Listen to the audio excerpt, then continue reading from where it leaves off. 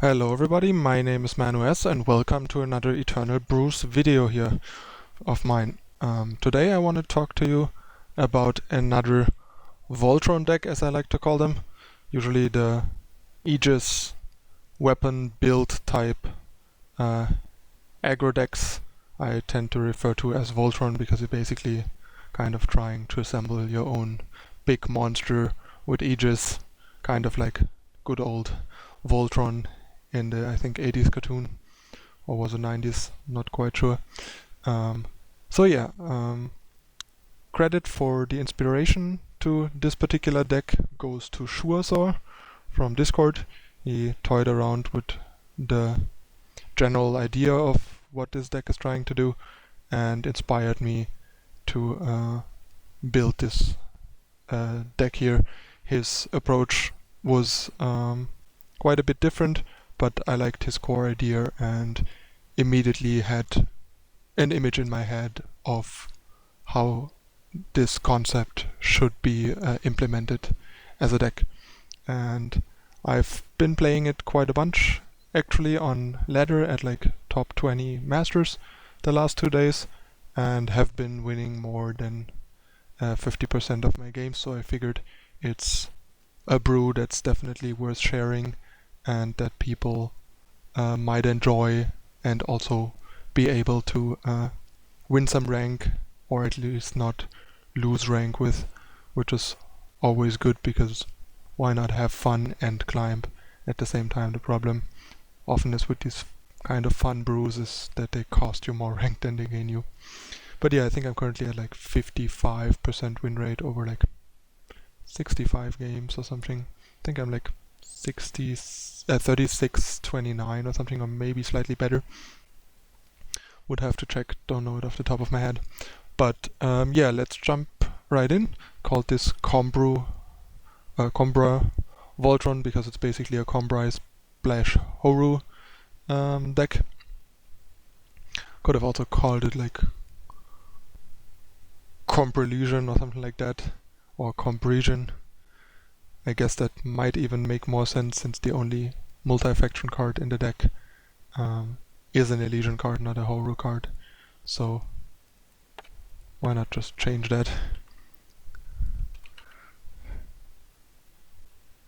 Reads a bit awful, but now it's Combrysian Voltron. Alright, so let's talk about the cards. We have for Permafrost, which is basically our torch type cheap efficient removal to buy us time while we are setting up. The deck gets off the ground slightly slower than some other aggro decks in the format, so having Permafrost, for example, to go turn 3 Evolution or 2-drop and Permafrost on an opposing 2 or 3-drop, for example, is pretty crucial, and it answers almost everything as well, which is really nice, so it can shut down that one big unit that is stalling us and stuff like that. Just very versatile and important. It's basically definitely worth going into a third color for this, since Combray doesn't have a card like that, and I think a strategy like this definitely needs like a 1 or 2 power removal that is very versatile in addition to Vanquish, because Vanquish is a lot more expensive and a lot more situational, and therefore not enough to just keep us afloat against decks that are faster than us, especially because some of the decks that are faster than us don't even have that many Vanquish targets until later in the game, or if at all, like Rakano or Jido, for example. And we have, I'm not going to talk about Seek here, going to cover that with the power base. For Tinker Apprentice, as like the 1-drop of choice, it's always nice to have a 1-drop to trade with these Pyro Knights and Oni Ronins and stuff, and at worst it's just gonna attack for 1, and the ability is actually pretty good, making our weapons better, or making our Aegis 2-drops 1 bigger is a big deal. This is a 2-4, that's a really big difference, blocks a lot better, and later on as a 3-4 flyer it's also a lot better, and we all know, I think, how good a 3-3 Crownwatch Paladin is compared to a 2-2, because suddenly it trades with a lot more, gets to attack and do a lot more, and also block better the turn you play it. Like, it blanks all these 1-drops now that normally would attack into it without with impunity and make us lose tempo and stuff. So yeah, then we have Accelerated Evolution, one of the other major gains from the splash. It's basically kind of like a 4-power weapon that gives +2/+2 flying and endurance, which is great. And it's even better that it can be split up into 2 cards and used in 2 different units. Can even be used, 1/2 can even be used to pop an Aegis, to Permafrost or Vanquish something, or put something from 3 to 4 in Vanquish range to Vanquish it and stuff. It's just really nice. And the fact that it gives flying is just huge. And the endurance part is really critical in races against other aggressive decks, especially decks like Jido, where you really want to pressure them to not give them infinite time to just build a giant board and rally you out of the game, but you also can't really attack if it costs you a blocker, so endurance is perfect. I tried 4 for a while. The problem is that the card is kind of clunky, and having multiple copies sit in your hand can be hard to like properly work through. So 3 is kind of a good number, since drawing 1 usually gives 2 of your units flying, which is what you care about the most in most matchups. And against Jido you just give 2 units endurance, and the flying usually isn't very important. Then we have the 2-drops for Awakened Student, for Borderlands Waykeeper, for Crownwatch Paladin. These are like the 3 best 2-drops for a strategy like this in this archetype. These 2 are pretty obvious simply because they're the only 2 Aegis 2-drops and curve really well into Vodakhan Staff and Hammer of Might, and are also great targets for evolution. And the fact that Waykeeper can give itself flying without any help down the road is also great. And Awakened Student is just another good 2-drop to get momentum from turn 2 on, and turns into a pretty big threat on its own, and forces the opponent to use removal, which taxes it further and makes it even harder to deal with the Aegis guys. Or if they deal with the Aegis guys, maybe the Awakened Student survives, which is also great because it just grows into weapon size without weapons basically. And I think it's a much better fit in this deck than Desert Marshal. This is one of the fewer decks where I think Desert Marshal doesn't really fit, doesn't really belong, because it's too fragile, too much utility, and this deck doesn't care that much about utility. It usually will dominate the board with the biggest units, has a couple of ways to keep the board at a size where it can still dominate. If they have too many blockers, you just Permafrost or Vanquish 1, and then you can keep attacking again because they can't gang block efficiently anymore. Then 3 Vanquish, pretty typical for Justice decks, as often mentioned. Just an important card to deal with big blockers that allow the opponent to potentially stall and gang block our big Voltron guy. Then we have for Silverwing Familiar, one of the fewer cases where the card is actually good in my opinion, because we have enough ways to make it count between Staff, Hammer, Evolution and Warcry triggers to actually, and also Tinker Apprentice, to usually get it to like a 2/2 or bigger, and the lifesteal is really great in a deck like this with limited removal and mostly just looking to make one big guy and race. And gaining life from the one big guy makes racing so much easier, and having endurance on this is pretty brutal against aggressive decks or burn. So this is a deck where Familiar really shines compared to Rakano, where I think he's pretty terrible.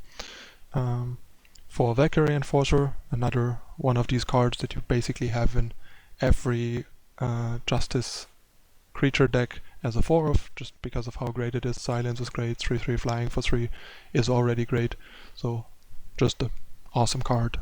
All in one, deals with a bunch of stuff and provides a good evasive threat.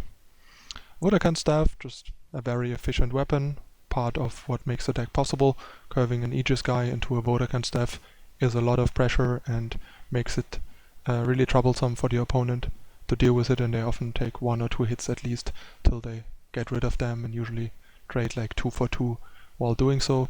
And it actually came up quite a bunch for me so far, that I got back Staff in longer games and got value from the Empower, so that's also really nice that there have been quite a bunch of games that were grindy enough where I got to play a Staff a second time, for example. So it also is a bit of a flood protection and extra value if the games go long.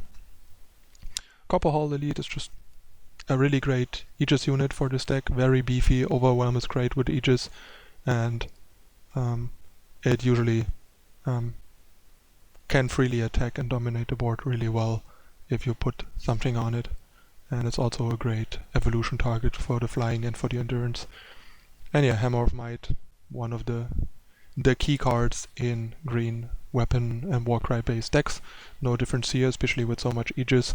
Curving a Elite into a Hammer, for example, is great, and the Warcry trigger has so many good targets. The deck is so dense with Warcry targets that it doesn't take long usually till you draw the card, and sometimes you get like that 6/6 staff, and if you get that back in that game, that should easily make the difference between winning and losing. If you get a 6/6 staff back on like a random unit, that turns the tiniest Tinker Apprentice that's still lying around into a monster that the opponent has to deal with, which is great.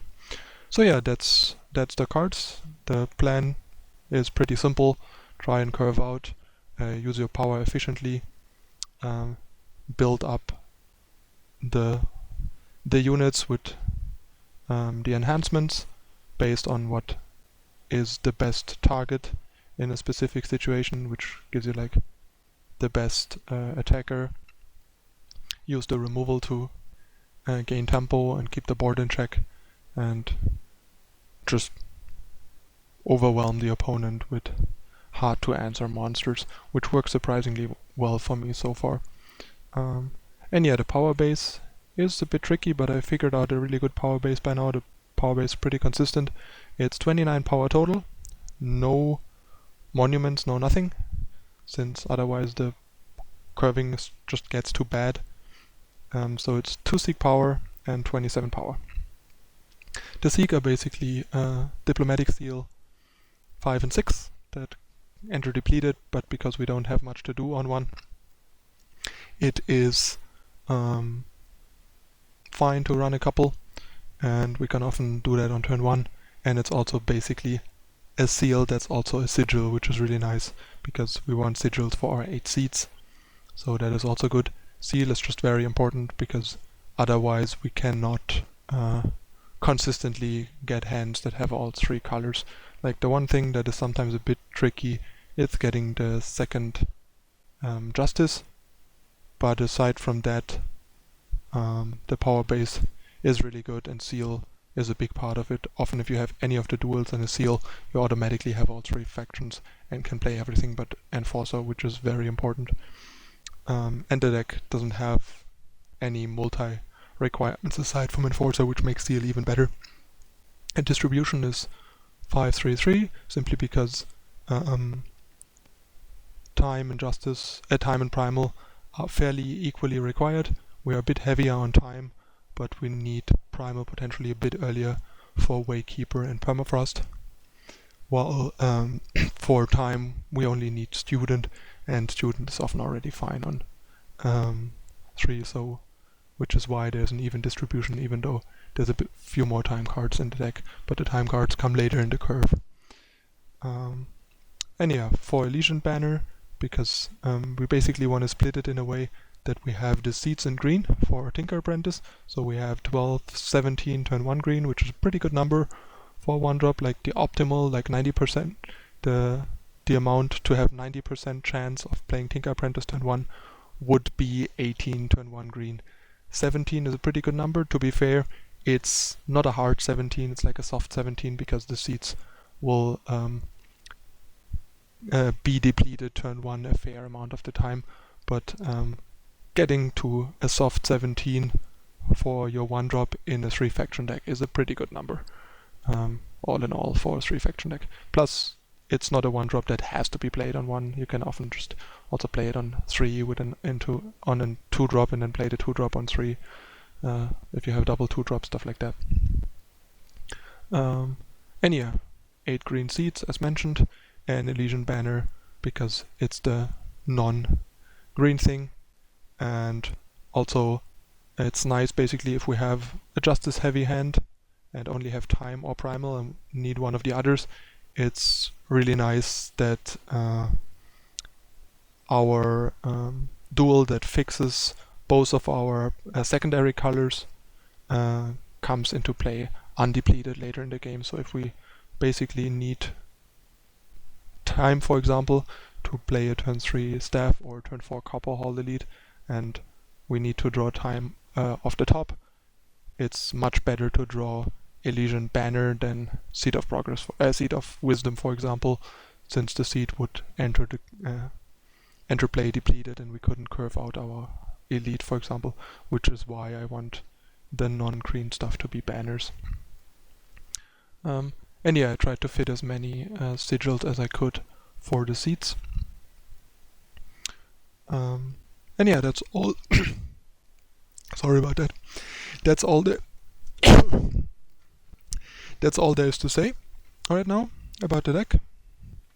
So I really enjoyed the deck so far, and it's surprisingly nice, and it's a really good use of the new Borderlands Waykeeper that people mocked in the beginning and thought like a useless card, but it's kind of perfect for decks like this because now they have a pretty good Aegis weapon target that even gives itself evasion later on that it didn't have before, and gives it more redundancy to go Aegis into staff and stuff like that, so that's pretty sweet. Alright, as usual I will play 6 games with the deck at top 20 masters after this in 2 videos, 3 games each. So thanks for watching, stay tuned for the games, see you in a moment, bye!